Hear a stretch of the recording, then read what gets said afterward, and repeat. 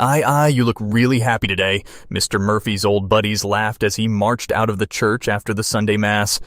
Before we continue, please take some time to subscribe to Dailydose, like, and share this video with your friends. Any guesses, fellas? I'm going home to tell my wife to get ready to send our eldest daughter, Rebecca, away. Send Rebecca away? Yep. I just met an old friend whose son is seeking a bride. He joked about us going from just friends to relatives. I thought it was an amazing idea. I'm running late, pals. Gotta get things ready for my girl's wedding. Mr. Murphy was chirpy and excited on his way home, dreaming about his daughter's marriage. But what did he see as soon as he entered the gate? Rebecca was sneaking out to the dumpster to dispose of something. He was about to find out that it was a pregnancy test kit, and the result would shock him even more. What is Rebecca doing at the dumpster? What is she hiding? Mr. Murphy wondered as he quietly crept behind the wall and watched his daughter toss something wrapped in tissue paper into the bin. After Rebecca returned inside, her dad walked to the dumpster and rummaged through it. What is this thing? He pondered as he lifted the pregnancy test kit wrapped in crumbled tissue. Mr. Murphy was deeply shocked as he recognized what it was. He stormed to his house, hoping he was wrong. Rebecca, come here. What's this? What's going on? Rebecca turned pale and speechless after seeing the pregnancy test in her dad's hand. Dad, I wanted to tell you. I am sorry. It was an accident during my camp with my friends. What the hell? Are you pregnant? Rebecca's silence answered Mr. Murphy's question. His whole world crumbled under his feet, and he was startled beyond belief. You are such a disgrace to the family.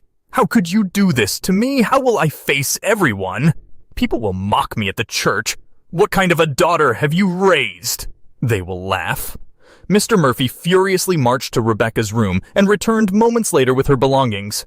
Get out of my house! Don't ever come back! You don't exist for me!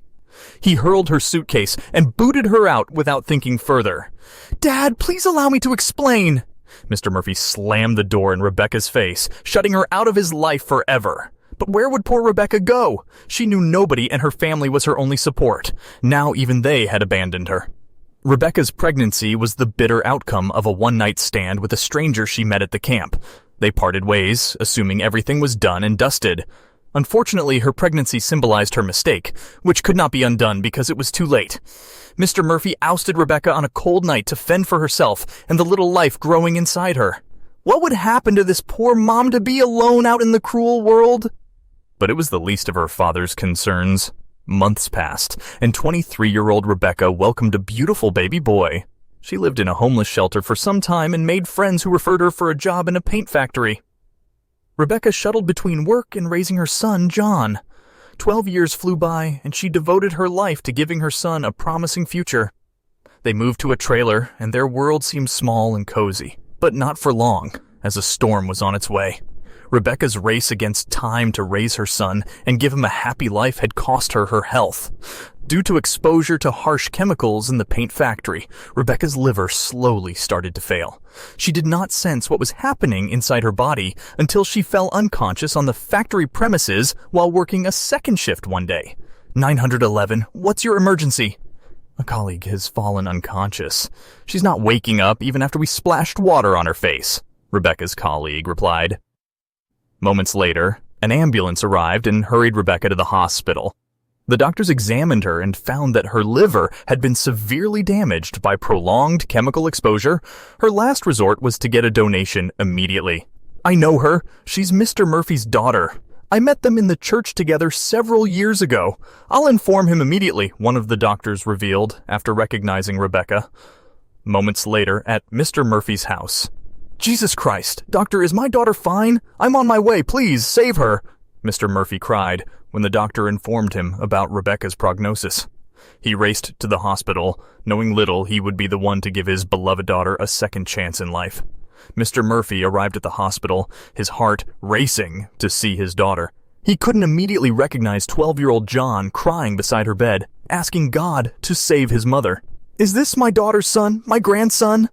But John couldn't identify Mr. Murphy as his grandfather. Rebecca had never told him anything about her past or her family. As Mr. Murphy walked toward John to comfort him, The doctor's voice broke the silence in the ward and interrupted him. "Mr. Murphy, Rebecca needs an urgent liver transplant. You could be a perfect match because you are her father," the doctor told Mr. Murphy, who was guilt-ridden and ready to move mountains to save Rebecca's life. "I will do anything to save my daughter, doctor. What should I do next?" he responded in tears. "Mr. Murphy, these are the tests you should undergo before we begin with the procedure. Please come this way." The tests came back positive, and Mr. Murphy was told he was healthy for organ donation. Soon the operation was underway, and after 28 hours, Rebecca regained consciousness. The doctors congratulated her and said, "Miss Rebecca, he saved your life." Curious to meet the person who rescued her from death, Rebecca turned to the side and saw her father on the bed nearby. She could not believe her eyes and called out to him, melting into tears after seeing him closely. "Dad?" she whispered, tears gushing from her eyes. "Dad! Daddy!" Mr. Murphy regained consciousness and turned around. He was delighted to see his daughter alive and away from the clutch of death. Rebecca and her father kept staring into each other's eyes, conveying 12 years of their agony through tears. "I'm sorry, sweetheart. I'm really sorry. Please forgive me for letting you down. And you have raised such a wonderful son, my dear," he whispered as Rebecca smiled tearfully. "Mom, who is he?" John chimed in curiously. "He's your grandpa. Please go hug him on my behalf, dear." John thanked the Almighty for saving his mother's life and ran to his grandpa.